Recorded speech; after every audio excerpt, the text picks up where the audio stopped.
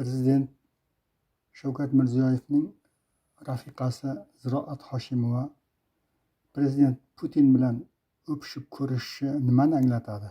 Bu do'stlikmi? Demak, do'stlar bir-birining xotinini o'pib ko'rishishi mumkin ekanda. Yoki birovning xotinini, ayniqsa erining oldida o'pishib ko'rishish, valsga taklif qilish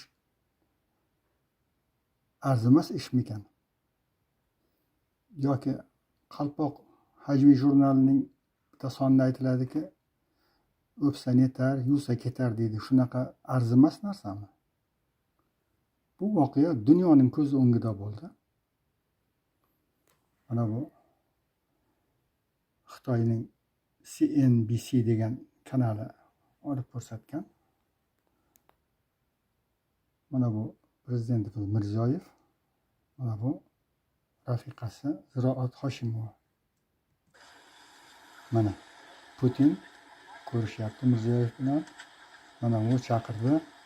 Mana o'pishib ko'rishyapti. Putin nimagadir ko'zini surtib qo'ydi. Bu arzimasga o'xshab ko'ringan voqea hammaning yoshi qarining tarbiyasini buzadi. Ya'ni shunday qilaveringlar deganida, ochiq aytganda. Men tirnoqning orasidan kir qidirmayapman, balki bor narsani aytyapman. Ziroat xola, shu 4 yildan beri Ukrainaga bostirib kirib, millionlab bosqinchi vayronachiliklar qilgan, shuni o'pgandan ko'ra, shu bilan o'pib ko'rishgandan ko'ra uyda qolganingiz yaxshi bo'lardi. Uyda o'tirib, nevaralarni o'pib o'tirganingizda. Siz haj qilgan bo'lsangiz, hajingiz nima bo'ldi? Umra qilgan bo'lsangiz, umrangiz nima bo'ldi?